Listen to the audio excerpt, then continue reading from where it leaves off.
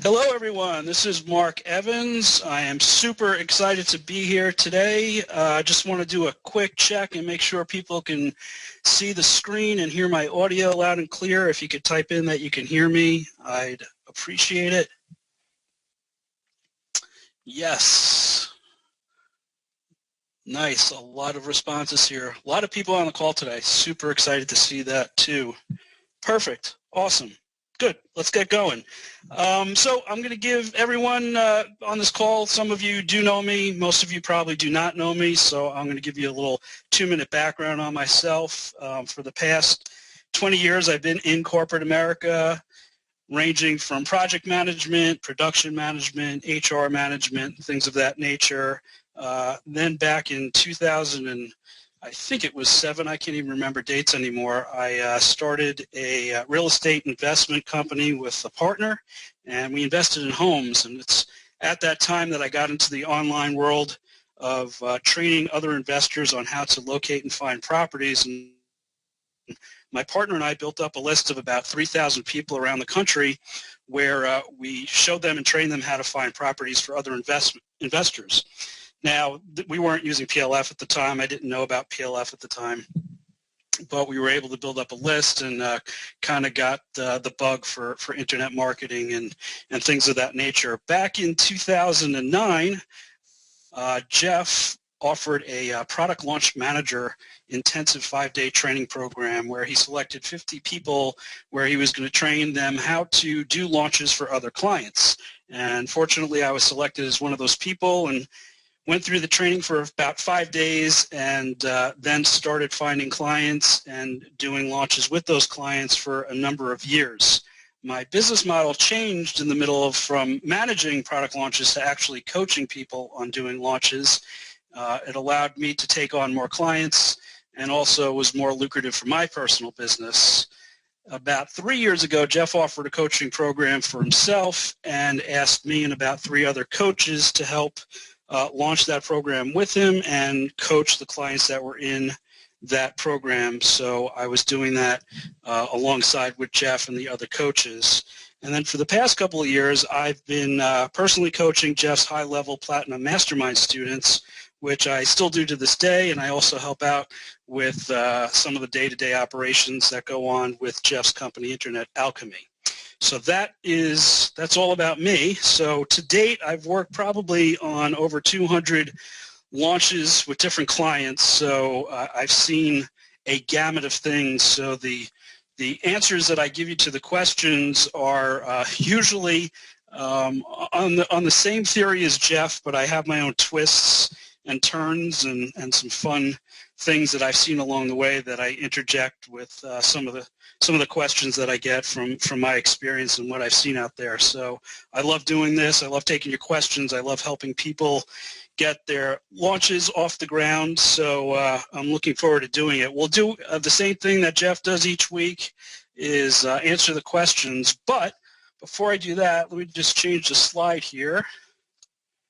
And I like to do a little exercise on baby steps. Jeff is a big proponent of baby steps, and you know, a lot of the modules that are out there, a lot of what's inside Product Launch Formula sometimes becomes a little bit overwhelming, and the point is to not do everything at once, take baby steps.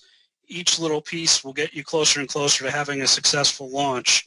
So what I like to do is I like to ask people on these calls what it is that they exactly have been doing since you started taking the modules. You know, what are the baby steps that you've accomplished? And examples could be anything from building a squeeze page or growing your list, recording some PLC content. Maybe you've already launched a little bit more advanced. Maybe you're just in the process of making your first video. Whatever it is, just type in that question box, you know, what baby steps have you been working on since you started? I'd love to know what it is that you've been doing. And I'm going to read them out so other people can see what other people have been doing as well. So I see some stuff coming in. Awesome. So let's see. Julie has been setting up an autoresponder sequence. Perfect, Julie. Way to get started. Michael's putting together the overall picture and now digging into each step's details. So Daniel's a little bit more of a studier, which is awesome. Just make sure you start putting that stuff into action and get things going, especially since we're headed into the new year here, setting up some nice goals for 2015. Nadine made her first video. Woohoo! Congratulations. That's awesome. I think Dion, if I'm pronouncing your name right, Dion did a survey, which is perfect, especially if you're doing a shot across the bow for pre-launch. So that's excellent. Peter is making his first videos. Diedrich, I've started writing the pre and the first two of the sideways letter. Way to get started, Diedrich. That's awesome progress, jumping right in there and taking action. I love to see that.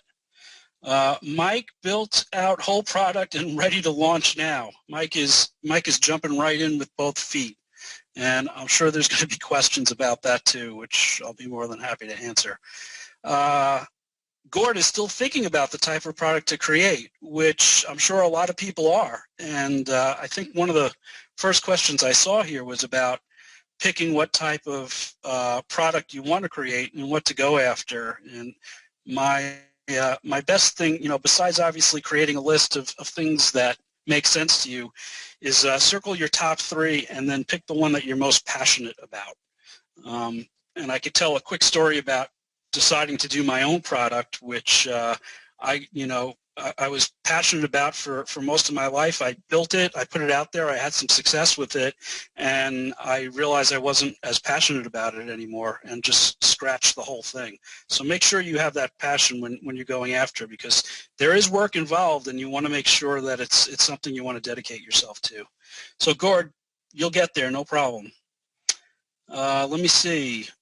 Robert is building his green screen video studio. That's awesome. And this name is just first initial K. Adding to the list every week, which is probably one of the most important things you can do. Wow, we got a lot of participants here today. Erna created products. Denise is building a list with lead pages and Aweber, which is perfect. 2 of my most recommended tools to use to do that by far. Lori's been playing around with auto responder and attempting to work, although not very well, her pre-launch content.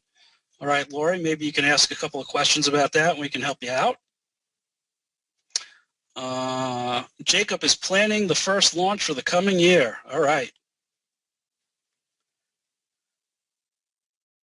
Alan went to the PLF training and working on my product. Sharon, creating the product based on successful video podcasts I did, looking at the best way to launch. That's awesome, Sharon. That's great that you already had something existing that's working well and now you're trying to find a better way to promote. I'm sure a lot of people are in the same situation that have some success in some area and want to grow on that. So that's fantastic. Jim finally created opt-in squeeze pages and bought some Facebook traffic to start building my list. Wow, that's awesome, Jim. Good for you. Neela shot her first video. Janice has been reviving her cold list with personal notes on holiday cards. That's a great idea, Janice. Perfect time to do that. There's a good tip for other people that are listening on the call.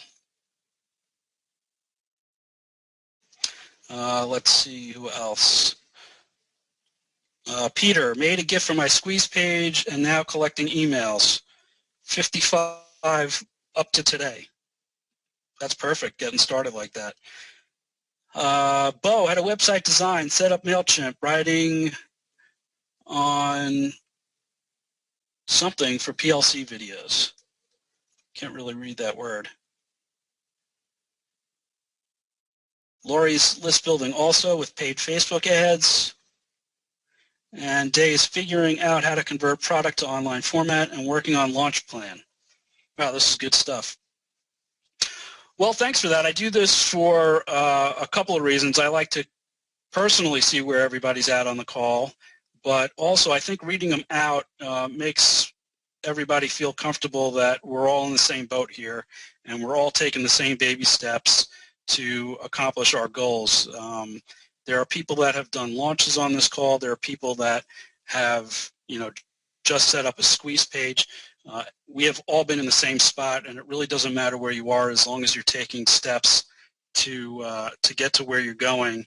And a lot of times sharing those with other people helps keep you on track, helps keep you accountable, and keeps the momentum. It's really about momentum moving forward.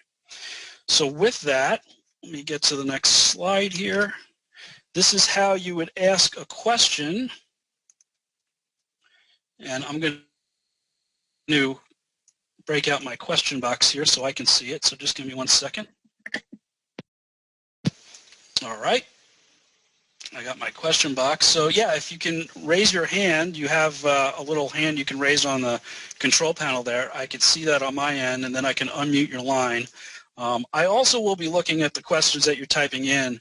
I'm definitely not going to be getting to them as quickly as I will the actual questions where we'll speak live on the phone. But if I go through all these, I'll have a chance to go back and forth. I'll certainly be able to do that.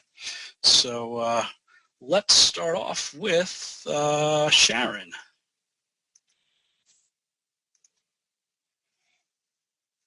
Hey, Sharon, can you hear me?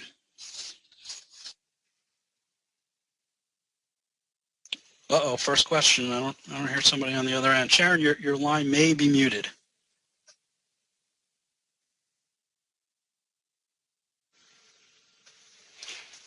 All right, Sharon, I'm going to try another line, make sure it's just on your end.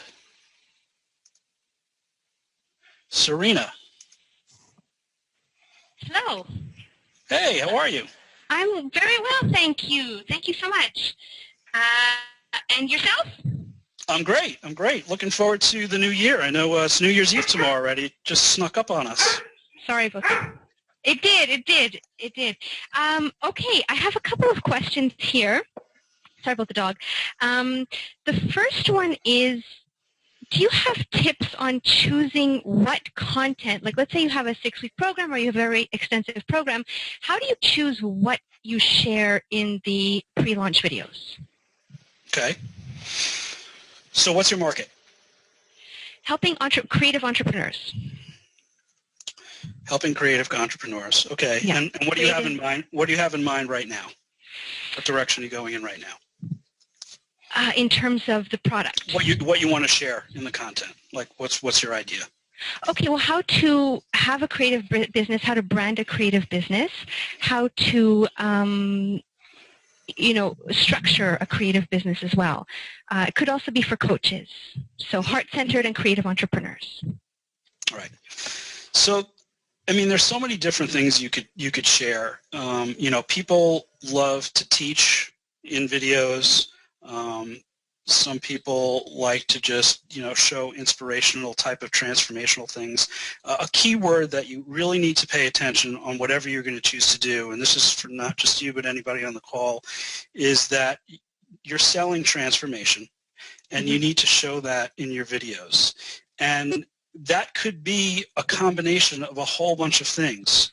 As long as you stick to the messaging and the key themes to each piece, you'll be fine. You don't want a full piece to be all about teaching if you're not using any of the mental triggers, if you're not using any of the themes that are in each piece. And I'll give everybody on this call a quick version of what I'm talking about for each piece. It's kind of the cliff notes here, is that PLC 1 should be about opportunity. You need to show the opportunity of the potential that they can have the transformation of whatever it is that you're selling. Mm-hmm. Piece number 2, the theme should be transformation, to actually show what the transformation looks like. And piece number 3 should be ownership experience. What is it going to be like after that person has your product, is using your product? And those are the themes that each piece should have in it. Now, there's mental triggers inside each one of these pieces that we should be showing, whether it's authority, reciprocation in there,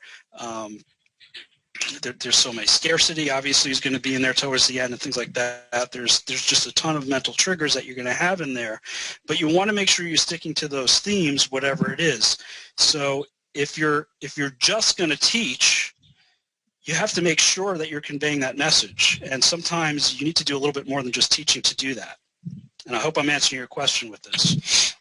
I think I have to think on it, but yes, for sure. So if I have, and I for sure I understand that, and the sales process, and I help people do that as well through these types of mental triggers and getting to the heart and the transformation. So I'm pretty comfortable there.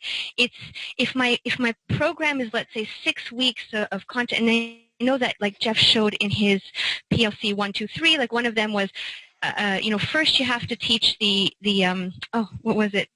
Then you opportunity, then you solve the problem, then you have to leave them with another problem. And so he chose that piece to show it's powerful, it's small, but I'm not sure what I should choose for the 3 videos. And I don't know, does that make sense? I don't know if that makes more sense. Yeah, is there any advice that you, yeah? One of the other ways to do it also is like, what's some of your best stuff? I mean, you want to show your best stuff because, people, you want to build up that anticipation and you want to have the likability and you want to get the reciprocity. And one of the best ways to do that is to give away your best stuff. Okay. So compile a list. What's the best stuff that's working with your clients right now? Is there, certain techniques that you're using? Are there certain things that are happening with your clients that rise to the top that is working way above anything else? And start building around that and give away that stuff, because that's what's really going to hook people in. They want to, you got to hook them in. And then you could sell them on their transformation, but you do got to get them in, because if they're bored right from the beginning, they're going to click off your screen. Yes, right. Okay. So I hope that helps. It does. It does. And my other question, thank you so much. So I've seen. Okay, so for squeeze pages. For the squeeze page, it's one where you must absolutely fill in your email and your to get access, you have to fill it out, and you cannot have access otherwise. But then you have, like, let's say the jeffwalker.com. There's a pop-up that suggests email, but then he has his other videos and blogs, et cetera, and useful information. I'm still a little unclear. I mean, as silly as it sounds, I'm still a little unclear as to which one goes where. Do you know what I mean? Do you ever not? Oh, totally get it.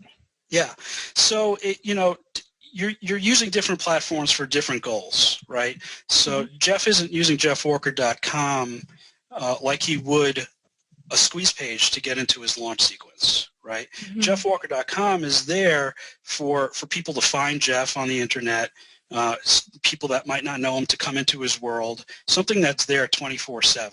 All the time, right? Is what his blog is all about.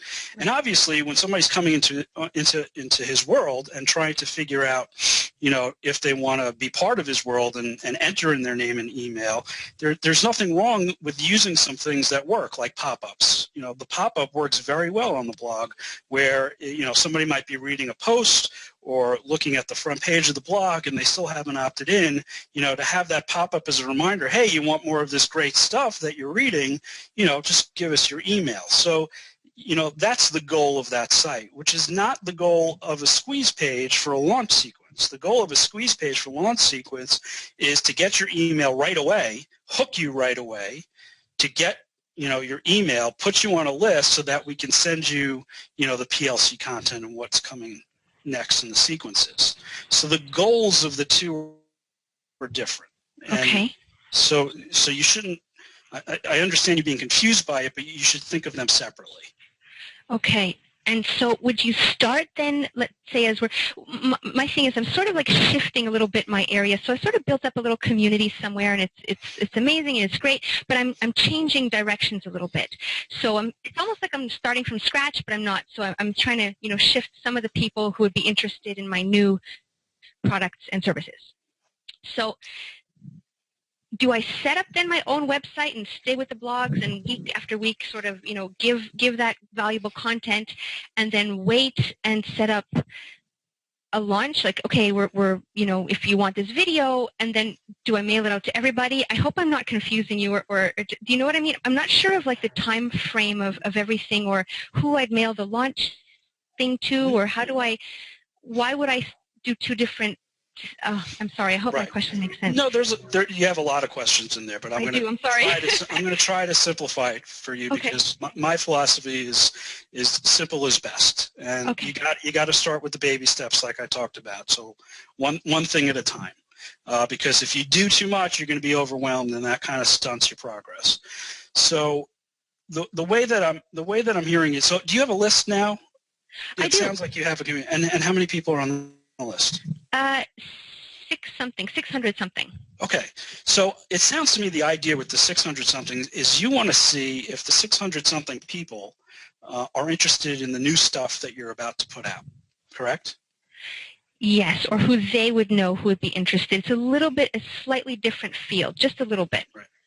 So to do that, you should mail them and tell them about this new thing, this new great thing that you have. Send them to another squeeze page that has the hook in it that gives them more information and an ethical bribe on the other end that they could get to learn more about it, whether it's a video or a PDF or whatever it may be, and see how many people out of those 600 switch over and get onto that new list of yours. And then you can concentrate that new list for just those people. Okay. While you continue to grow your list in your community and the other ways that you've been doing it. But do that first. Okay. So send them to the squeeze page, but then do I continue to build my website and the presence for the new venture, let's say, at the same time? I would say no. That's not your priority right now. Okay. No. You have to see if there's interest in what it is that you're doing first. And you're going to spend a lot of time on building your website and getting it to look just right.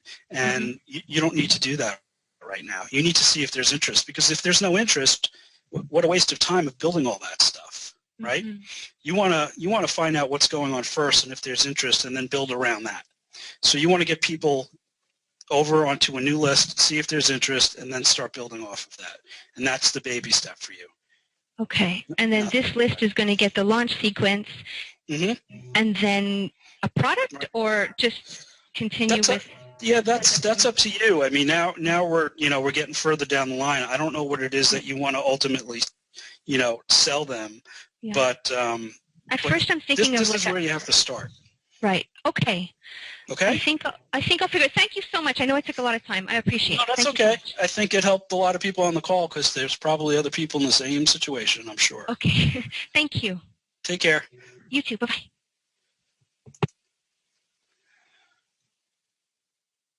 Okay, Mimi. Hello? Yes, it's Mimi. Hi, can you hear me? I can. How are you? Okay, good. I have a question about emailing during the pre-launch. Now, we have a list, and then when you go through the opt-ins for the squeeze page for the PLC 1, 2, and 3, so when you go through the pre-launch, you would email your list saying, watch video 1, and they'll opt into the first video. And then next you'll tell your list to opt in to video 2 if they haven't done 1. So at the same time you're doing that, are you also going to email the people who already opted into video 1 to tell them to watch video 2? So are you mailing 2 different lists? Right. So there's a couple I mean, you can do it that way. Ultimately, you'd rather not do it. It would be great if you if you have your main list and you tell them, hey, come over here and check out video 1, and have them opt into a brand new launch list, right? So, for instance, you have, 5,000 people on your main list. You tell them to come over here and watch video 1. They opt in to get video 1, and out of those, let's say you get, 50% of them, 2,500, right? The idea then is to just start, and this is just if you're doing an internal launch, by the way, to just your list. So I'm not using JV partners for this example. The idea then is to just mail PLC 2 and PLC 3 just to that launch list, right? Now, that Right. being said, you could put out some teaser emails to the main list, so they see that they're missing stuff over here, but I wouldn't Right. bombard them with the complete sequence like you're going to do the launch list, because they didn't raise their hand saying that they really want that stuff, and ultimately they probably won't buy anyway. So I'd rather concentrate on the 2,500 people that have raised their hand and said, yeah, I want that stuff. Okay. Okay. Make sense? Yeah, I was thinking we'd have to do it to the list for all the videos and then even the sales page too. Yeah. Now But there you are think that's people too that much to the list? there are people that bombard their whole list. I just think it's not the right way to go if you want to keep the relationship up with your list long term. Okay. And how is that different from a JV launch? Well, the Do you have JV to- launch, yeah, you're gonna, they're gonna get. It's almost a separate sequence for JVs. Like the JV partners are going to get email copy from you. They're going to send them to PLC1. They're going to send them to PLC2, and each one of those PLC content will have an opt-in for them, because maybe somebody on your affiliates list didn't opt in to the first video. So they need the opportunity to opt in to the second video, and they need the opportunity to be able to see video 1 and video 2 on another web page when they actually do that. So it's a different ball game. It's actually, when you do a JV launch, it's almost like doing a second launch within the launch, right? It's a launch within a launch. So it's just a little bit more complicated with moving parts. Okay, so would you tell your affiliates to just email? I guess they couldn't tell who actually opted in to those PLC 1, 2, and 3, right? So they would just continue. I guess, do we tell the affiliates to email their list for all 3 videos and the sales page? Is that how we would tell? Okay. Okay. Yes. I mean, ultimately, you would like your affiliate to do that. They don't all comply, right? Some of them will mail for 1 piece. Some of them might mail for all 3 pieces. The most important thing is that you want them to mail for your sales video, of course, and multiple times for your sales video. So, but each affiliate does their own thing. You want to train them as effectively as possible to mail all 3 and the sales video and actually follow your complete sequence with what you're telling them to do, because that is going to be the most effective way that they're going to get the most sales on the list. So, but they still do what they do. How far in advance do you prepare your affiliates? Well, we prepare them about a year in advance. But, okay. but yeah, I mean, the more time you can give it, it depends on how busy their calendar are. If they're affiliates that do a lot of promotions, they need a lot more time. If they're affiliates that don't do as many promotions, then you can at least get on the phone with them and talk about when you're doing it and what does it look like for their schedule, and kind of get a better feel. But yeah, if you have an affiliate that promotes a lot, you want to make sure that you give them ample time so that they can put you on their calendar. Okay. All right. Well, thank you. That was my question. Great, Mimi. Have a happy New Year. Bye. Okay, you too. Okay, Ralph. Hi. Thank you for taking my question. Can you hear me? I can. How you doing today? Okay, very good. Thank you. I heard what you told the young lady before who had a list of 600. I'm just curious whether you need a website if you have no list at all for a squeeze page to the website. Yeah, so I mean, you might get a bunch of different views on this. My view is no. No. Okay. My view is no. I just think too much time is spent on building out a website. We don't need websites like we used to back in the day. And I understand having a website for your business, informational purposes and things like that, but if we're running a promotional sequence, a launch sequence, building a squeeze page on a platform like Lead Pages and integrating it with an email hosting account like Aweber or whatever it is that you want to use, that squeeze page is built for you, and it's being hosted for you even if you don't even want to get your own hosting. And then sending them to the sequences on other Lead Pages pages hosts the video right there for you. You don't need your own website for that. And then it hosts the sales video for you as well. And if you're going to then sell them into like an online course, then yes, you need an online platform for that too. And that might be a website with a WordPress, platform like Optimized Press, or using a platform like Kajabi, which we're using right now for PLF when you're going through the modules. But it's not a quote-unquote website that people are talking about that they have to build out this whole website. It doesn't have to be done that way. Okay, one other quick question. If you have no experience with shooting video, okay, what would your suggestion be how to start? Well, if you want to use video and you have no experience of being in front of the camera, I would suggest doing screen cap, where you can just capture the screen to show what it is that you want to show. Just like you're looking at, the slide right here. You could do a series of slides and then talk over the slides, so you're never in front of the camera. It's just your voice behind the slides showing, the presentation. So that's if you want to use video. I think that's the best way to start. If you don't want to use video, you don't have to. You could use email. I mean, email still works to do sequencing. You could give them downloadable documents along with the email sequencing that has nothing to do with videos.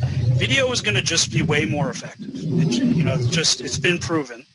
But, a lot of people can't start off that way, and they have to build up to it. And I completely understand that. And whatever it is that you have to do to get started, do it.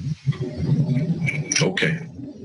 All right. Thank you very much. You got it, Ralph. Good luck. Thank you.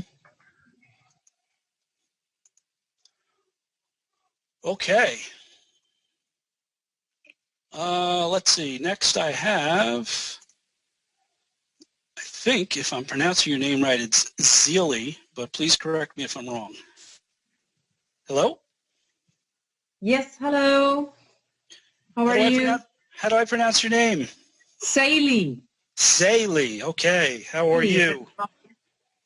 That's right. Well, I'm actually at the very beginning still, so I'm very baby. Okay. And I have a product, but I have no list because I changed my target group. So I was wondering, what kind of launch would you suggest to do? Well, you need a list. I have a physical product. So far, but I have no list. Yeah, you need a list of some sort. You need to start building a list, whether you're going to build a list organically, or if you're going to spend some money on some paid traffic. You have to build up something. Okay. The best launch I say to start off with is doing a seed launch.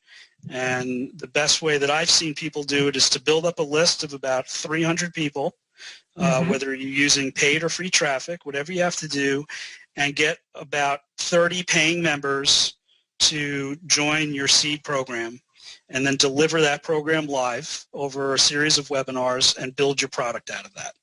Is, to me, the fastest and easiest way to get going with a launch if you don't have a list. But you have to start building a list. That should be the very first thing you do. Okay, because I had different target groups. First, it was people. Now I want to sell to end consumers, and before I was selling to shops. So that's why it's a completely different target group. So I cannot use the shop owners. Basically, I need to want to sell it to end consumers. So tell me that again. You can't use the shop owners. Why? Yes. Well, I have been selling so far. I have been selling to shop owners, and but now I want to sell directly to the end consumer. So that's why I need to have a completely new list, which I don't have at the present moment. Right. So, I mean, to me, one of the best ways and quickest ways to build a list of those types of people, because you can target real well, is on Facebook. I would go to I would get all the fan pages of all these shops that you're talking about, and then target the fans of those pages. And you could do that with Facebook, because that sounds to me like that's the target market you're going after, is those consumers. So if they're liking that page of that shop's, whatever it is, Facebook page, then I would set up ads to target the people that are liking that page and start building a list. Just send them from the ad simply to a squeeze page that has some nice hook to it, and get them onto a list and start building your list. I mean, you could start doing that when you get off the call today. Okay. So as I heard from the other call, is that I actually don't even need to have my own website. So it would only be necessary if I just have my squeeze page, and then I could get just started off with that without having the home page.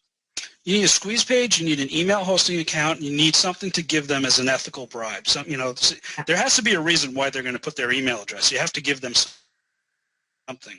Yeah. And there's a million different ideas you can give them. I mean, popular ones are videos, PDFs, things like that. But I don't want to do a huge promotion for Lead Pages here, but Lead Pages even has the capacity now where you can upload a PDF document to Lead Pages that when they enter their email address, Lead Pages sends the PDF to them. You don't even have to host the PDF on your own site anymore.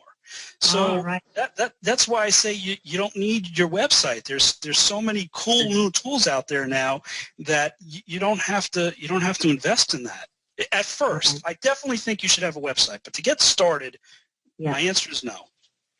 Okay. So I build up that list first from scratch, basically, with friends and other people who might be interested, and then grow that list. Would you suggest that? You could definitely grow your list through your friends and their friends, and you can also set up a Facebook. You want to set up a website, set up a Facebook page. Actually, I have a Facebook page, but I just have only 90 fans, so it's not very big yet.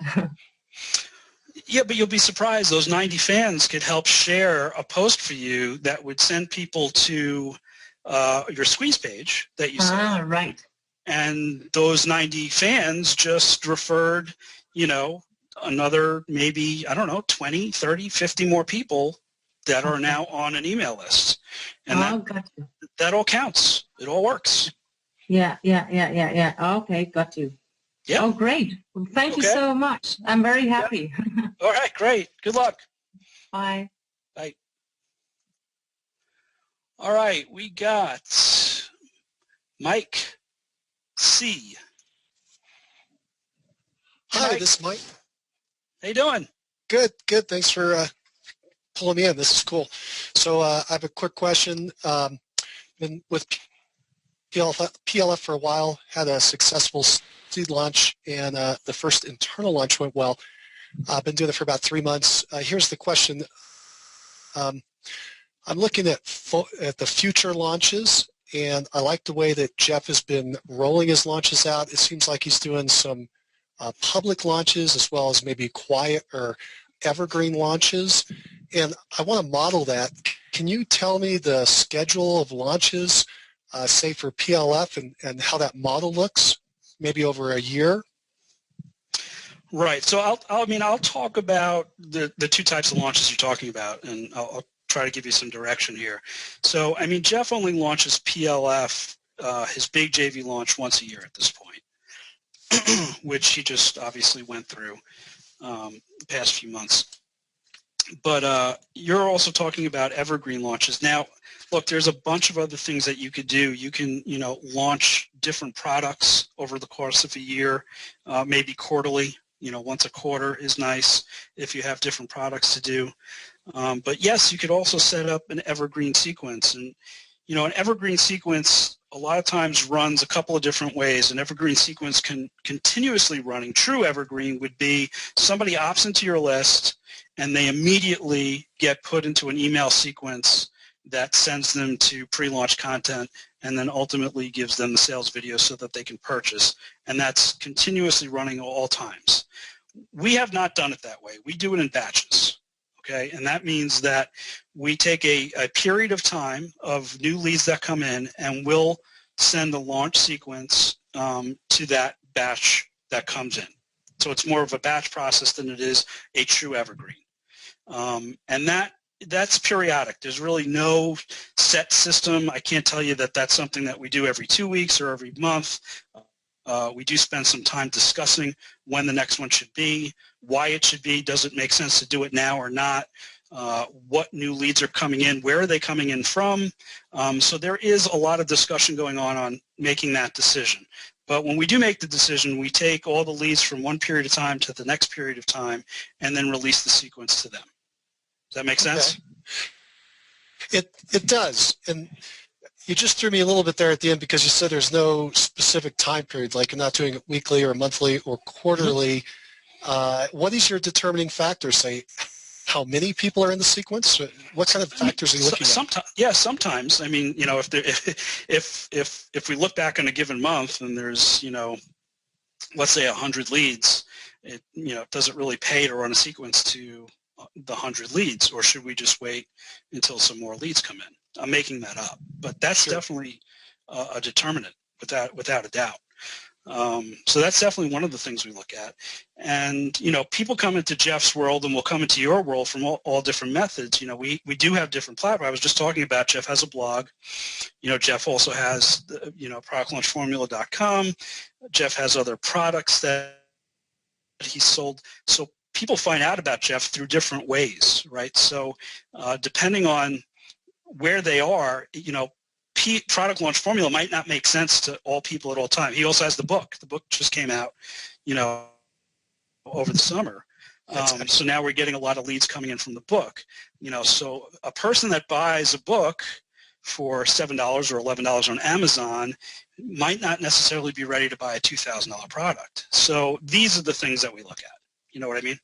Sure. Now you mentioned that the PLF goes live, a big giant JV promotion once a year. Do you also have, say, smaller promotions that are like an internal launch that you do more often? We do smaller launches internally for other products throughout the year. I mean, it's not a ton, but I could think back to last, I think it was May, we did a launch for his seed launch program. And that was pretty sure it was internal. I don't know if we opened it up. I can't even remember if we opened it up for JVs or not, but it was mostly an internal launch for sure. Yeah, that's how I got it. I bought the seed launch product first and then went into the full launch product. Right. Which, as you can see, that makes sense. And there's actually it works the other way sometimes too. Some people like to buy product launch formula and then they want to go deep into seed launch, right? Because that's where they're at. That's what they want to do. So they want the specific education on that. So this goes back to determining, you know, when we actually release this stuff, we think about it. So yeah, so we do internal launches for things like that as well. Not a lot. Yeah, I fell into the seed launch first. I wanted to do the PLF, but it wasn't available. And it turned out to be awesome because then I was able to put together my entire product and do a little mini seed launch to my internal list to work out all the kinks before I rolled it out to my bigger internal list. And so now I'm looking for the next step. Right. Yeah, it's perfect. I'm glad you had success with the seed launch. That's great to hear. It was. It worked very, very well, especially in ironing out all the kinks of what people do and do not want in the product. Just like Jeff said, it worked great. Awesome. So I hope I answered your question, Mike. I appreciate the help. Cool. Thanks. Care. Okay. So I was just told that Sharon was muted when I opened her line, but I don't see her hand raised now. So Sharon, if you want to raise your hand again, I'll be more than happy to try to find you here and get you in there. Okay, I'm going to go to Wendy. Can you hear me? I hear you, Wendy. You sound like you're a little far away, though. I'm getting an echo. How about now? No, way far away. Very difficult to hear you. I'm on my landline. You want to type in your question, and I'll try to answer it when I see you come in? I'm not being able to type in. Yeah, I can't. I'm not going to be able to hear you, Wendy. Okay, my phone is very quick. How can I make social media? Can't hear you. Sorry. Yeah, if you could type in your question, I'll be more than happy to try to answer it here. Okay. Sorry that didn't work out, Wendy. Bo. Oh, I can't. There we go. Bo, can you hear me? Yeah, can you hear me? Can you hear me? I can. I can. All right, good. My question is about the pricing. I'll be doing my product will be a video course on leading change for middle managers and frontline managers, and I wrote a book about this in Danish. But I had some of the stuff I did published at Harvard Business Review. And also I won a prize for some of my stuff at something called Academy of Management in the US. So I'm thinking about how to price that video course, how to go about that. Have you sold it or anything like it before? Well, it's a video course, but in Denmark where I live, I'm doing this full time, but just as a live event, right? As workshops, as keynote speaking and training courses and all that. So I'm used to doing this and just want to put it on video now, right? And in English, and then put it on the web. And much like the course with the PLF. What do you charge for your live events? For my live events, I charge, well, I have to count that in dollars. So that will be for a day, that will be like $3,000. For a day live event? Yeah, but that it depends. Yeah, like okay. that. Yeah. And do you know what your competitors are charging online at all? Well, as it is now, right? It's my competitors. I only work out in Denmark right now.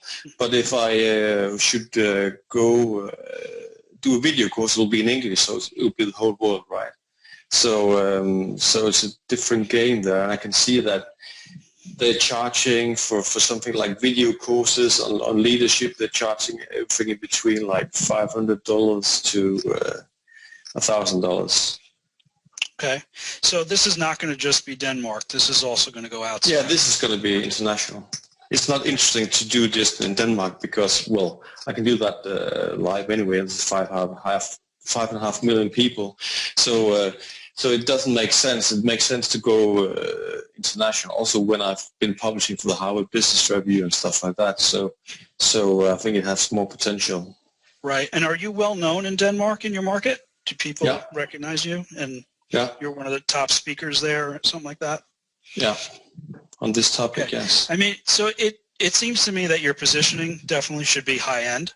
So I wouldn't lowball your course. No.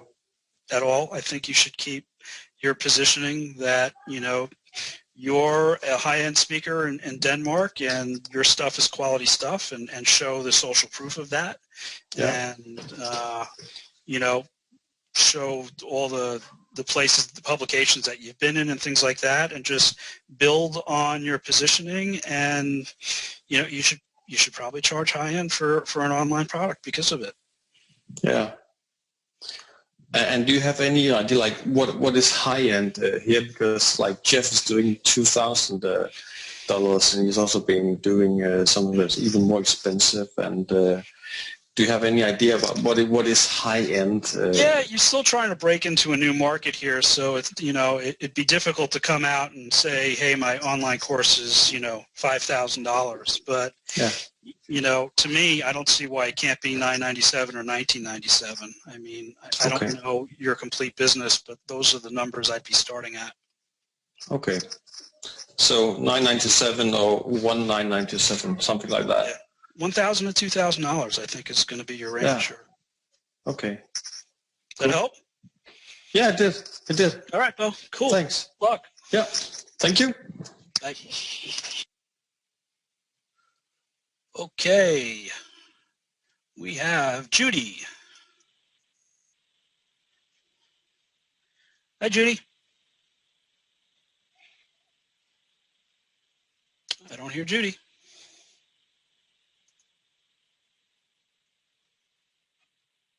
Judy, you might be muted on your end.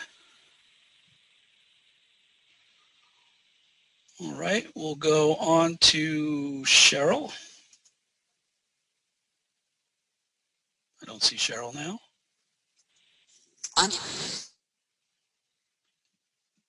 Is this Dion? Yep. Can you hear me? I can. Am I pronouncing your name right? That's correct. Awesome. How are you? I'm good. How are you? Good. Okay, so I've been wondering, like I have a business. It's a children's, like a baby boutique. And the marketing kind of spin that's on this boutique in particular is it's kind of a misfit brand. So one of our best-selling items is something known as a tattoo sleeve onesie, where like it looks like the baby has a tattoo sleeve. We sell them at like tattoo conventions. We sell them online in our online shop and all of that kind of stuff. So I've kind of just been baffled. Like I bought this course because it was kind of like launch anything. And I was like, sweet, this is going to be awesome. And now I've come in and it's been a great, like in terms of information and ideas, but I can't connect the dots on how I would use PLF to sell more items out of my baby boutique. Does that make sense? Yeah. Yeah. So it's more of a physical product type of question. Yeah. Yeah. I mean, there's a lot of things you can do. So have you had a chance to watch, and I forget what module it's in, I might want to say 3, John Gallagher sold the board games, and I think there's a video specifically about that. I don't know if you had a chance to see that. I did. I totally watched that because I was excited when that popped up because I was thinking, oh, great, I'm going to learn how to sell this product. And right. It didn't really give you, like, it gave you a pretty good overview of, you know, he's got a bunch, like his website now, and he's got different lists, and he's got this kind of evergreen launch thing that he does, but it didn't really tell me how exactly he sold his video game. Like the module, in module 5, Jeff goes through and he starts to kind of break down in bite-sized digestible chunks. Okay, like this part of this video is where she's hitting this kind of trigger. And he does that for like the tennis balls and for the dog business, right? But it wasn't really the same kind of level of that breakdown, I didn't find. Right. With Yeah, I don't think it was for that one. I think it was a different video just for that example of the game there. So okay, so let me see some other ways. So so at your store, do you have a list of customers? Do you collect a database? Absolutely, yeah. Okay, great. So one of the things you could do is you could do a quick launch, and I would go through the modules on quick launches, and pretty much, and I'm going to use your tattoo sleeve as the example here since you mentioned it, and bundle up the main product is the tattoo sleeve, but you can bundle it up with other cool giveaways with it or bonuses or package it up with other things, and then do a quick launch for it. And it's kind of like a promotion you do at your store, but you'll do it through email. And the way I would do it is I would use product launch formula for the sequencing of it to your customer database list. And this is a special, one-time only promotion, but run it like a sequence where you're sending out an email, you're building up the anticipation, and you could show the social proof of how the sleeves are babies wearing it at trade shows and other places that why it's like the coolest thing in the world. And you could build up the whole hype for that with a quick launch for sure. And the best way to do it is to do it around an event. So an event could be something as obvious as a holiday or something like that, or you can make the event around I don't know what it is, what's big in the tattoo world or in the baby world, but you can create an event around that. You can create the event is my point, but you build it around that. And you do the quick launch for it, and you just build up all that anticipation and use the sequencing through your list to deliver it, and people love that. Okay, I think you'll do real well with that, actually. Yeah, because that's the biggest challenge. I would totally buy that. I don't. My kids aren't babies anymore, but I'd totally buy that. And if I got sucked into a sequence where like you're building up this whole, theme around it and why it's going to be the coolest thing. And then, not only will you get the sleeve, but, if you get it within the next 24 hours, you're also going to get X, Y, and Z with it too, right? And that's also a huge promotion for your store.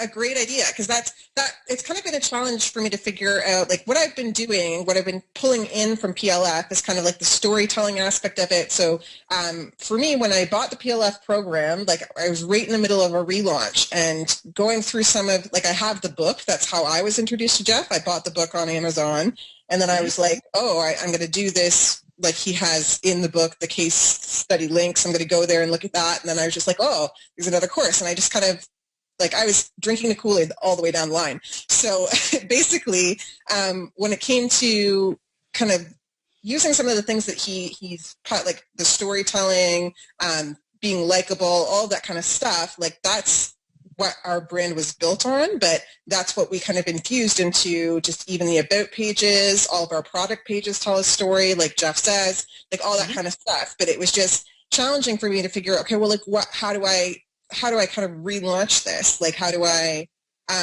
use it to sell things? And it makes sense because there's an enormous amount of events that aren't just around holidays. Like, you have tattoo conventions that come up, and it's not even just people who are into tattoos who love the tattoo sleeve onesies. It's like musicians, it's skateboarders. Like you never have generally a person in your community who's just into one thing, right? They have a bunch of different interests, right? So it's kind of like you have skateboarders who have tattoos, who have kids, who also like snowboarding and listen to rock music, and then you have punks who don't necessarily have tattoos but like the idea of the tattoo sleeve onesie because it's kind of like badass, you know what I mean? And you've got a bunch of little kind of niche groups inside of the community. So what you're saying makes a lot of sense. That's really helpful. Right. And what's great about what you have is that we're just talking about a tattoo sleeve for babies. And I'm sure you have other big selling products in your store that, like, probably every month or every 2 months, you put together one of these bundles for something else. And I'm also thinking, man, these tattoo conventions, they probably have their own fan page on Facebook. You could target all the fans on that page and start putting out ads around that event and get them into your sequence for a special discount if they get your sleeve at the convention. Go to my booth and you'll get this or something like that, or order it online and you get even a better. I mean, there's so much you could do. Just go nuts with it. Yeah. It's great. Yeah, thanks for that, because that, like, just literally when you just started talking, it just like exploded a bunch of different ideas. Yeah, and well, that's a good point. This is such a good point. I'm so glad you just said that. So everybody that's on the call, when you're stuck, you have to pick up the phone and talk to somebody. If it's not me on one of these calls or Jeff or anybody, you have to connect with somebody that understands what it is you're doing. And don't connect with somebody that's like a naysayer or a family member that thinks you're crazy because you're doing what you're doing. But find one person, and you have a community that you're all in right now, and you're all inside that portal there. You have to connect with people, and when you're stuck on something, get on the phone, get on Skype or whatever it is, and talk it out. Just brainstorm like this. What just happened in 5 minutes here just gave her all these ideas. If you spend 5 minutes with somebody that somebody else could just throw some ideas at you to get something going, that's huge. I can't tell you how many times that happens. It happens to me all the time. I get stuck just like anybody else, and I pick up the phone and I'll talk to somebody else, and all of a sudden, the ideas just come rushing in, and you don't know where to start next, which sounds like where Dion is right now, which is awesome. So I'm glad you just got there. Yeah, 100%. And I just wanted to add one thing, like the thing about, reaching out to people. Like for me, I'm the only person who kind of knows Jeff Walker, knows what PLF is in my little community, like of people. Like I have a few mompreneurs who I talk to and I bounce ideas off of, but it's kind of smaller time businesses than my business is. So the community is huge, and like I would love to be in a kind of mastermind group with some of the other PLF owners, like some of the ones from Canada if they're on the call or anything like that, just so that a lot of the time when I'm kind of going through these things or when we are stuck, like you got somebody to talk to who gets it, like who knows what you're talking about and who gets the program that you're going through and can kind of give you, okay, well, have you thought about this or tried that? Because I think it's really powerful as a tool just to be able to kind of bounce your ideas off somebody and maybe have them like just be your gut check. No, that's crazy. How about you try this instead? You know what I mean? Or something like that. I think that would be a lot of people are doing that now in the group. I mean, we don't facilitate the masterminds back there, but people definitely get in touch with each other, whether they're, you know, getting in touch on Facebook or whatever it is. That goes on all the time. Yeah, and that's the thing. Like, so I'm just saying for the group who's on the phone now, like if there's people who want to reach out to me directly, like 100%. I'm in the forum and I'm on there commenting on things and things like that all the time, but I haven't had that like direct connect where we could be on a mastermind call together or something like that. So I would love it if that's available somewhere in the group. Cool.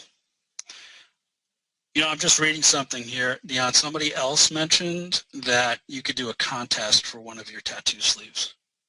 Cool. Yeah, that's a good idea. There you go. Ideas are flying all around here. All right, Dion, I'm going to move on to another caller, and I'm glad you're on your way. Thank you. Take care. Yeah. Okay. Oh, I see Sharon is back. Sharon, I'm going to unmute your line. Hello. Hey, how are you? Oh, my goodness, you've got me. That's terrific. I got you. Oh, that's wonderful. By the way, Happy New Year. It's actually New Year's Day. It's actually New Year's Eve. It's New Year's Eve. Where are you calling from? Australia.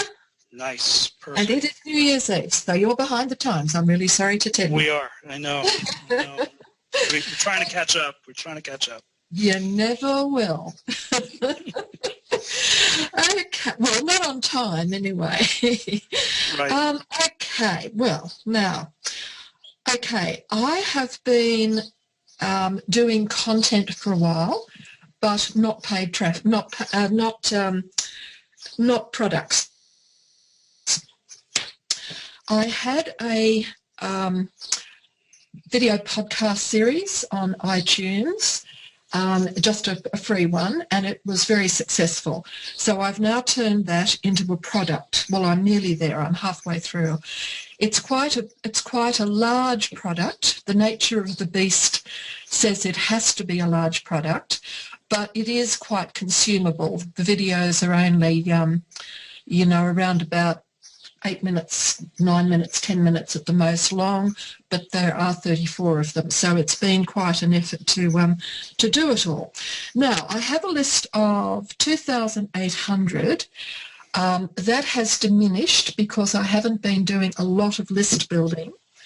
I will go to Facebook today, and I have a report that I will go out regarding not making New Year's resolutions. I'm in the personal development niche. So I'll get the next few weeks, I'll probably get another, 500 maybe come in off that, because I find those work quite well. So now to launch the product, am I right in saying this? To my list, I firstly do a pre-launch. Now, I would do that with emails and videos because I quite like doing videos. Now, then, do I still do an opt-in with a lead magnet? I think I do, don't I? Because I want to bring in the ones that are really interested and not give too much to the ones that don't want it. So I do an opt-in and a lead magnet. Then I go into the pre-launch sequence, and then we're moving forward. Now, that's my list. Now, should I test with Facebook first before I go out to the list to iron out any bugs? Just do some quick ads? I would say no. So let me go back. So the sequence that you're talking about is correct. Pre-launch, and then launch. And yes, get the people that you're on your list to raise their hand to get onto your launch list. Yes. And then put them through the sequence. So you're on the right track there. That's good. As far as testing out, paid traffic is cold traffic, and cold traffic is not going to convert as well as warm traffic. The people on your list know you a lot better than anybody that's going to opt in through Facebook right now.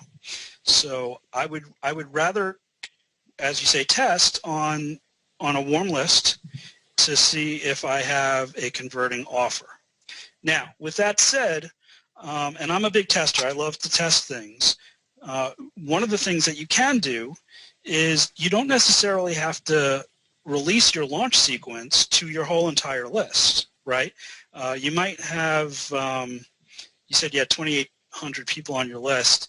You know, you might have 500, 1,000 people get onto your launch list. You could put, you know, not all 1,000 people through the sequence, right? You don't have to give them the complete sequence. You can test to see if there's going to be a conversion to a smaller percentage of your list.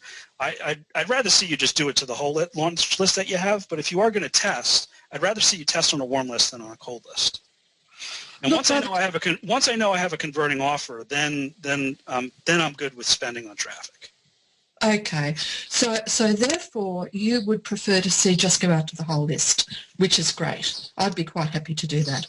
Yeah. So we're now out to that list. Now, after doing the opt-in and the lead magnet, I'll then go over. Let's say we're all happy there, it's all successful, which of course it will be. And then we go to some paid traffic. Now, with the paid traffic, we have our Facebook ad. They come in through the lead magnet that we've used for our list. I would have there a tripwire so that I'm recovering some cost, just about $7 or something, just a little warm-up product. Do we then go into the pre-launch emails before we launch the product with the cold list, or do we go straight into the pre-launch?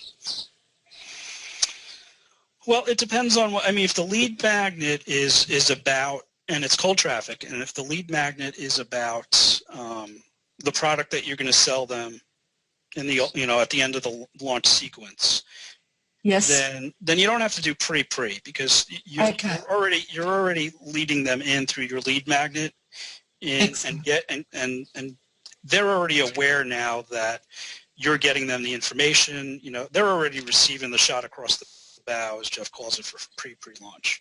So, right.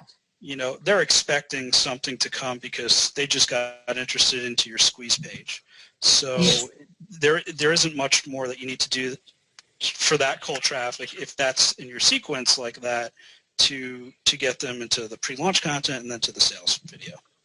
Okay, so the same thing would apply to the people that I bring in from this little campaign I'm doing for the new year, because they will come in on a product that will be about New Year's resolutions, but obviously it will also have a lead in to the main program I'm doing. So they could be considered a bit of a launch list.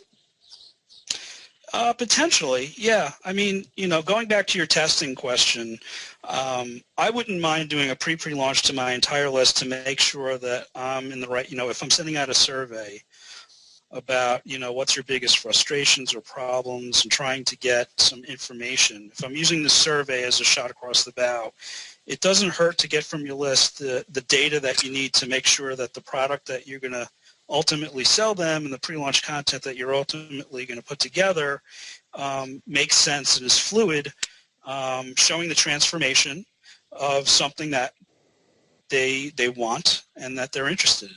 Yeah, in my case, it's a bit different because a lot of these people have come from the podcast. Mm-hmm. And so it was a video podcast. It was 16 episodes, and it's all based on a particular book. So it's all around the stuff. So I think, you know, because if I hadn't have had that video podcast series, I'd say yes. But I think because so many of them have come from that, you know, I think, you know, and because it's based on a book, it's not brand new. It's based on a book that was written way back, but no one's ever brought it up to date. So this is a program bringing that information up to date. So I really have to follow, to some extent, what's in the book anyway. Right. I still would caution you to be sure, because people that are listening to you for a podcast and people that are about to open up their wallets and pay for something that you're selling is a little bit different. So make sure that they're going to want to pay for what you have to sell, and that's why it can never hurt to make sure that you're putting something together for your market that they want. So with that, Sharon, I'm going to move on a little bit here, if you don't mind. Thank you so much. Hopefully I got to all your questions. You did. Thank you. And good luck. Thank you very much. Okay. And now I will go to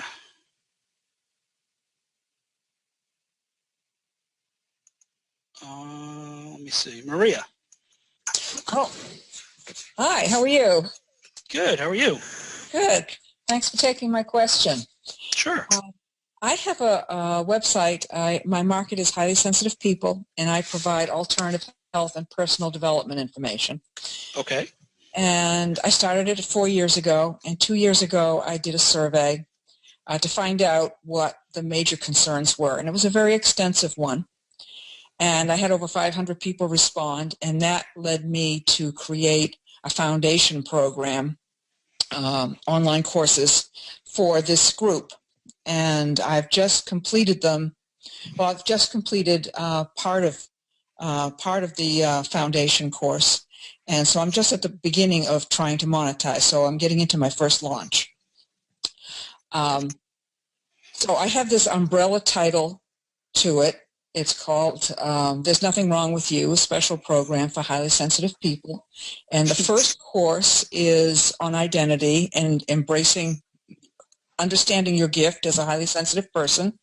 And the second one is on claiming your place in the world using evolutional psychology. And then I released those in November. And then I've just completed an energy management course that hasn't been released. And they're about the size of product launch formula. Each one? Yes. Okay. And they're hosted on Jigsaw Box because I offer them as a self-study product and also with online coaching. Okay. And I've priced the self-study ones at $3.99, and I have priced the coaching products at $7.99. And it's the first two that I have released, and I offer them combined at double the price. And excuse me, when I released them, I put my list is just over 2,000. It's been created for a monthly newsletter, so I have to go in obviously and create the pre-launch process to move people to a launch list. But so anyway, it's all for a monthly newsletter. So I didn't really want to aggressively pursue my list when I released these classes. And so I made an announcement, and I announced on my website, and I also announced it in social media because I have a pretty large following. And that's it. And I've had one customer, and she's loving the class. She's doing the coaching. And so I thought that I'm having trouble deciding exactly how to go about the first launch.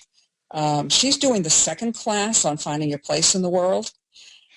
And so I thought, well, I could launch with that as a coaching program. Probably would be the only way I would do it, with maybe some additional, some additional coaching, like a 30-minute coaching session, and maybe offering the energy class as a bonus. That would be one option. And then I thought, well, maybe I should just do the combination. So let me back up. So okay. I think I lost you when you said you launched the two courses together and got one person to buy. Is that what you said? Yeah, I launched just about a month ago, a little over a month ago. Well, it wasn't a launch. I released the classes. I made them available. Okay. I never did a launch. Gotcha. Okay. So this is now you want to do a sequence, PLF style, and see what happens. Yeah, I need to do my first launch and do it right. Yeah. Okay. Now I got you. So you definitely can, offer the courses. If, adding coaching to anything is automatically can help you raise the price to something. Mm-hmm. Any type of personal attention that you're putting into your course, you could do it. The only thing that I caution with you in the personal development market is that it looks like you've had some success at the $399 level. And I don't remember what you said about the $799. He bought the $799 one. Right. So, but that's one person. Right. And you're obviously looking to do a volume of sales. So I think pricing, you're going to have to be careful with your market. Okay. Personal development, is not through the roof with high-end pricing. Mm-hmm. Not to say that you can't do it and pull it off, but especially since it's your first launch, just be careful about it. So since I've had one at $799, that's a coaching, the second class with the coaching in it. Should I just go with that since I will have a testimonial for that? Or should I then, or is it too much for me to combine the two, which would be twice the price? I mean, I think if you're putting two of your programs in there together and you're offering a live component with you in there, it's definitely justified. The price is justified, without a doubt. All right. Is that too much? I mean, one sale. My caution here is one sale. It's very difficult to judge anything on one sale. I mean, that's just one person. So, great that you got the sale, but that's certainly not proof that you locked in on your price there. Mm-hmm. But yeah, it's something that you put an offer out there. You see what kind of response, especially if you're going to do it, with a true PLF sequence. See what happens when you open up the cart.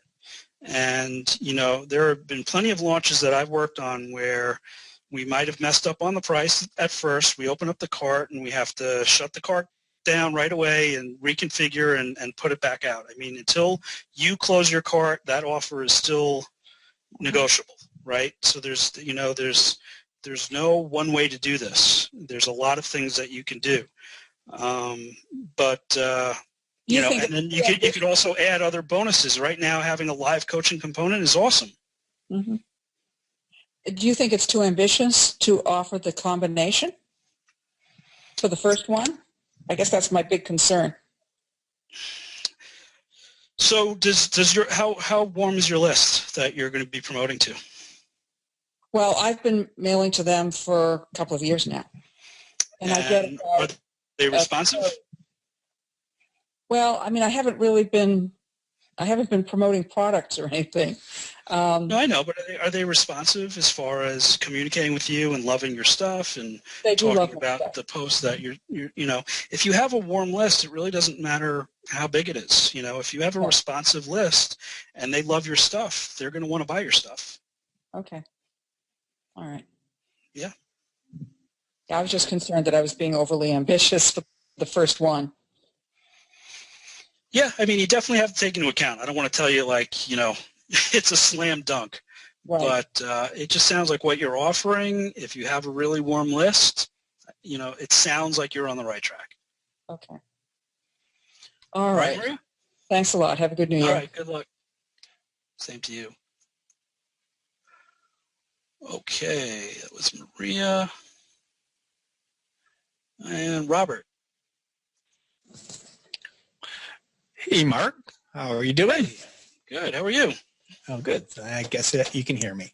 Okay, so learning a lot, and I'm getting ready to build out my launch sequence, but it's going to be a little bit unusual, all right? My offering is basically transformational motivation, in that a lot of people don't realize just how much one person can accomplish in a year. So what I'm doing is I'm doing a couple of nonprofits and a bunch of businesses, and my content is automatically created daily, and it's things I'm going to be doing anyway. I'm just monetizing that activity anyhow and sharing it with subscribers. So, but I'm also blending in a physical product as a bribe. which is a $250 device, and I got 2,500 of them to pass around. But I'm a little bit concerned about how I can blend the two so that if my charge for the watch what I'm doing part is $1 a day, $365 for the year. Mm-hmm. And the unit sells for $249 all day long. So structurally, the yearly deal is going to need to be paid in full, no refund on the unit, but prorated on the I Just Talk program if they want any refunds. And I am planning on giving JVs and affiliates a compensation of about $100 on a $365, and I don't know if that's enough, and how exactly your thoughts revolve around blending that kind of consulting or motivation along with a physical product, so you don't get burned by the people that do the usual thing, buy it and get a refund just before the time runs out or whatever. So what are your thoughts on that? Okay, so the physical product is going to be something that you're offering in the copy for free as being part of a member of this $365 program. Yeah, the device is what's called a haptic device. It's a unit that you grab when you're using like third-person shooter games, or if you're doing anything like that, and it gives you feedback in your hand. It's a very cool unit, and that thing sells for $250. So it has to be shipped. All right. So in the copy and in the videos, it's like, here, you can get this very cool thing, as well as watch me get all humans on the planet to agree to the fourth thing. All humans agree on how to play chess. All humans agree how to read the periodic table. All humans agree on how to read music, and that's it. Nobody else agrees on anything. And so the fourth thing would be being able to use metric, because out of only 195 countries on the planet, the U.S. is the last holdout. Liberia and Burma were also in there, but now they're changing. So we're the holdout. So I've got a lot of red meat because people either hate metric or love metric, and depend on where you are in the world. So that's I have a nonprofit and all that to promote that, but I've got the $700,000 worth of these units that I'm going to blend into it as a bribe. Yeah, I'm almost thinking of it as the opposite way. I think you need to sell the transformation of your online program that you're going to be teaching. Mm-hmm. And then the kicker is, if you get my program, I'm also going to give you this device that allows you to utilize this tool with my program. Mm-hmm. Because to me, that puts somebody on, over the edge. If somebody's sitting on the fence, like, yeah, I'm not sure if this program is for me, if I'm going to even use it, but he's given me this device with it, that might put me over the edge to actually purchase your program. So, so that's how I would position that. As far as like the returns and things like that. So, I mean, you could give them the money back on the course, but I mean, it's going to be very difficult for them. They're not going to ship you back the product. You're going to lose. Right, and I'm going to say right in the videos, you have this thing, and if it's $365 for the year, this is $249. The maximum refund on this is going to be, $115, $116. But now with something like that, I don't expect I'll get very many returns, but I'm wondering if $100 on a 365 program is enough to turn the heads of a JV or affiliates out there, so they'll, OPP, other people's people, if they'll jump on that on a relatively short notice and maybe give them one of the units and that kind of thing. Right. So I'm going to go back to the refund. To me, if you would tell them, and this is a risky thing, and I'm not telling you, this is a gut check feeling. I mean, to me, if you're really behind your product and your product is a real transformational thing and it really works and it's really going to change people's lives, then to say that, hey, you get the course, you get this device, and you know, if you don't like what you see in the next 30 days, you know, keep the thing for free and refund the whole amount. The whole amount. That's really standing behind your product. Yeah. I know, it's a risk. I get it. Right, and I don't know how many people would turn into scum. Is the ratio 3%? Is it 10%? Well, I mean, it really should be 0% if they're buying your product for, you know, for the right reasons. I mean, to me, it's silly that anybody would be interested in your product just to get it and return it and get all the money back and, I don't know, resell the device or something like that. But, you know, there's a lot of conviction by standing behind your product with something like that. But I get that it's risky, but, you know, there's a lot of marketers that do things like that. They'll put out an offer, and not only will they guarantee 100% money back, but they'll guarantee 200% money back. You know, if you don't like my product for $397, you know, I'll send you a check for another $397 if you don't like my product, you know. And with those programs, how often do they end up, you know, getting burned by their offer? I don't have the statistics, but you know, it really goes back to is your product a good product? You know, does it work? Will it change people's lives? And if the answer is yes, and you could stand behind it, you shouldn't be worried about that. Because if you know that somebody goes and takes your course and uses the device, it goes to your product, and is going to legitimately have great results, there's absolutely no reason that they should be doing that anyway. And you shouldn't even worry about it. But I know, it's a tough call. As far as the JVs are concerned, you know, I don't know what percentage to tell you to give to your JVs, because now you're really chopping up your percentages with this, especially since we're talking about the whole refund thing. So so you got to be careful with that too, because at some point you might be and you know, look, a lot of times people have JV partners, and a lot of these things are positioning. It's not for a revenue generation. Launches aren't always about generating revenue. They're about positioning yourself in the market, for instance, and having a good JV partner that's going to promote your brand and get you more exposure might be worth paying them $100, maybe $200 to get behind you and promote that. And even if it's a bit of a losing proposition monetarily for doing that, the exposure that it's going to get you, the list build that it's going to get you for the longevity of your business might be a well worth business decision to do. And that's something you have to decide. Okay, and so there's a follow-up on that. Since the main thing is to let people watch how one person can change the world, okay, in America and the rest of the world, to make it all metric. And then I'm taking multiple businesses at the same time from zero to function on the internet, podcasting, setting up some live events. That's what I'm going to be doing in 2015. So it's multiple things, and I'm doing them anyway. So I'm just going to monetize what I'm doing anyway to show what a person can do when they really apply themselves.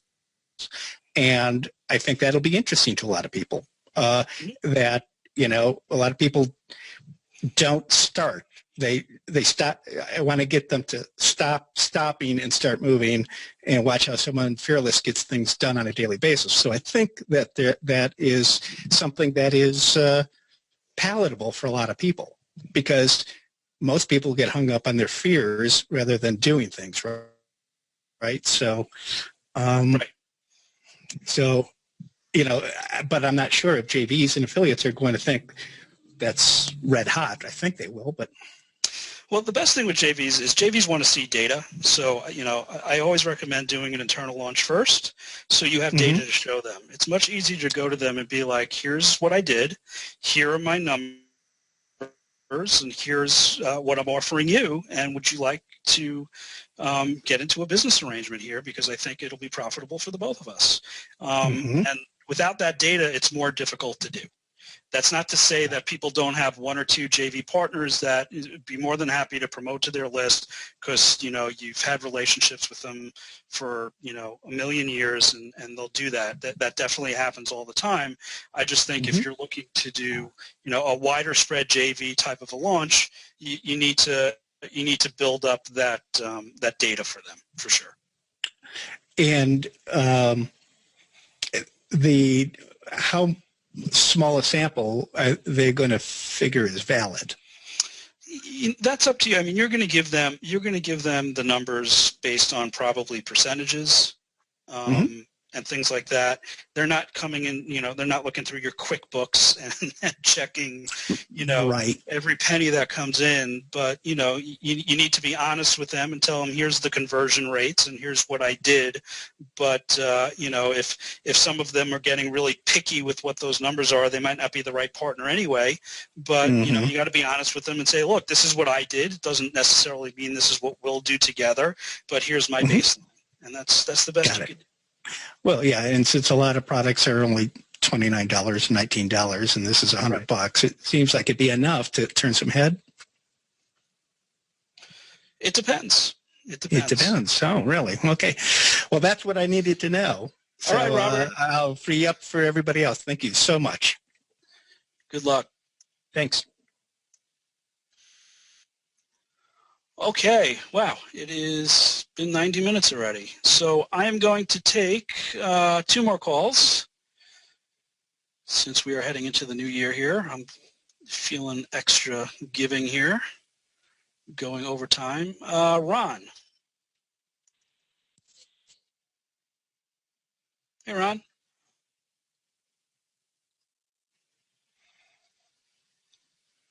No, Ron.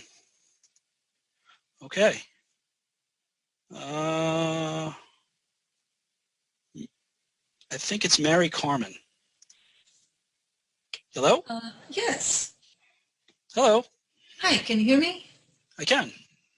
Well, I didn't expect you to call me. I hope my baby doesn't wake up. I have so many questions. Thank you, first of all. I'm like, I can only take one because we're in overtime here, and I promised I would get to 2 more. So give me your best one. Give me your best question.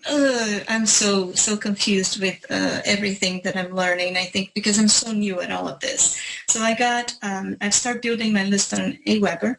I have 32 people that migrated from my personal Gmail list to Aweber, and I send a Merry Christmas to that list. It's a very warm list. Mm-hmm. But then I also am building my website. I just published a book, and I want to launch that book.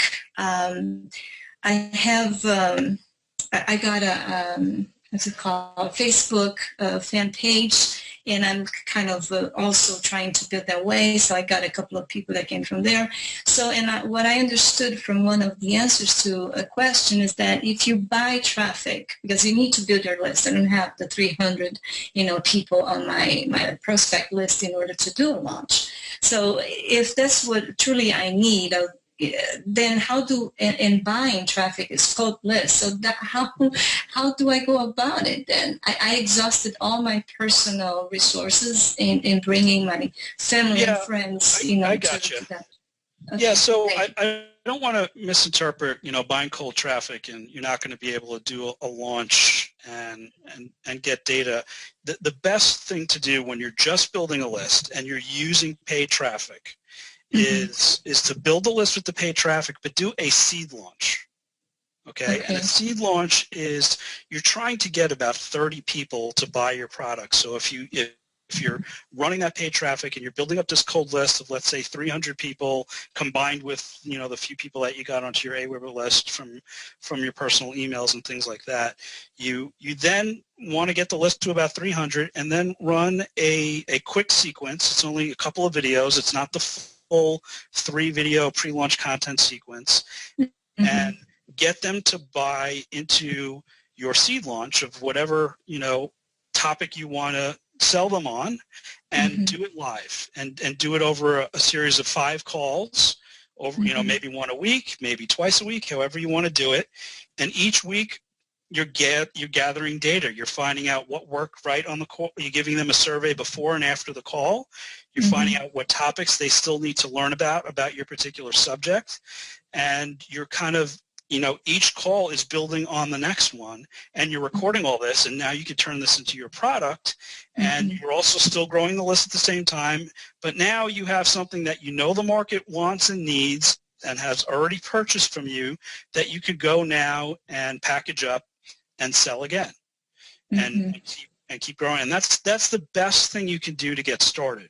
And you know, a lot of people are going to find this statement weird. The other best part about it is if you put it for sale and nobody buys. And I'll say that again, if you put it up for sale and nobody buys is a great thing, because then you know you have the wrong offer to this market, that they're not interested. And I'd rather know that immediately than wait 6 months, because I built this product, and a lot of people are talking about building websites today and built all this stuff, and you know, 6 months go down the road and they got the whole product together and everything looks perfect, because it has to be perfect, and then they launch it to their list and nobody buys. And then they say, oh my God, I've been working on this for 6 months and nobody bought. What did I do wrong? I'd rather find out right away that nobody was interested in this offer. And you know what? That's no big deal, because now I could just recalibrate and do it again right away. And you could pull that off within the next month. And that's what you need to do. That's what you need to do. Okay? Yeah, it makes sense. I appreciate. I will revisit this call later to really grasp the concept. Thank you so much, and happy New Year. Good luck. Happy New Year to you. Okay, last call of the day goes to Cheryl. Hi, Cheryl. Hi, Mark. How are you? Oh, I'm so glad you can hear me. Thank you for taking my call. I'm great. Thank you. How are you? Awesome. So I'm really new. I'm enjoying studying, and I'm learning so much. And I'm in the stages of really brainstorming with myself about creating product. And I'm a coach, and so part of the thing that I will offer in whatever package I put together will be some life coaching. And I was thinking about offering maybe an extra life coaching as one of the bonus materials, and I'd love your comment on that. And then the other thing I had idea to offer a bonus that's a special audio that would be a CD that would get mailed out, so they'd have a physical product.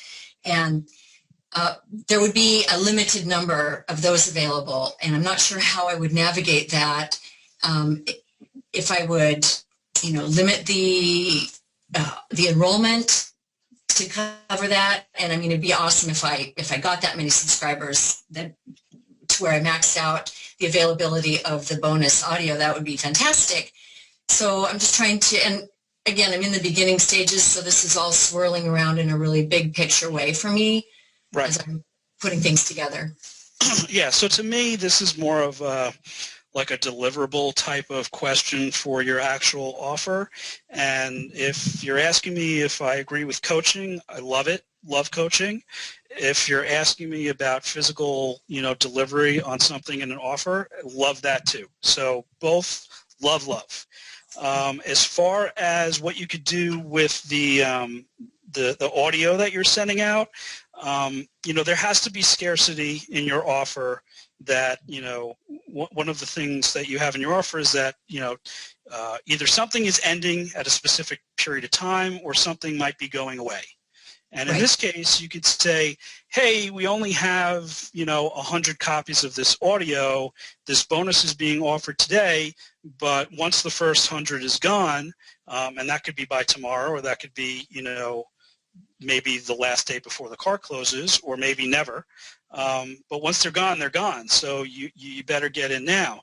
And you could play on that, right? I mean, and legitimately play on that. And I'm using 100 as an arbitrary number. I don't know what your number is, but that's it, actually. You know, okay. So, you know, maybe you 75 people bought the first day and you only have, you know, 25 left. And, you know, you could say that in your copy, like, you know, make sure you purchase this product now because there's only 25 copies left. I can't believe, you know, the overwhelming results that we got and how many people, you know, bought the first day. And, you know, we opened cart and things went, you know, unbelievably great. But we only have 25 copies left. And if you don't buy it now, they're going away. That's a huge scarcity play, and it works. Yeah, sounds great, and that already occurred to me, so thanks for confirming that. The other thing then, just to go back to the live coaching, because I do intend to include some of that with the product, would you recommend using an extra live coaching call as a bonus? Yeah, I like to, you know, so, and Jeff, this comes from Jeff. Jeff loves to over-deliver. Right. So, and you know what? I just saw somebody ask this question, and when I'm looking here, they said, "Am I going to say at some point? Am I going to say why Jeff isn't on the call today?" And Jeff's not on the call today. Jeff agreed to do 5 calls in PLF, and the 5th one was last week. But Jeff loves to over deliver, and he couldn't do the call today. Otherwise, he'd love to do the call today. But he's like, you know what? Let's do a call. I mean, everybody is just into PLF right now. I mean, the portal is going crazy. Everybody's communicating with each other.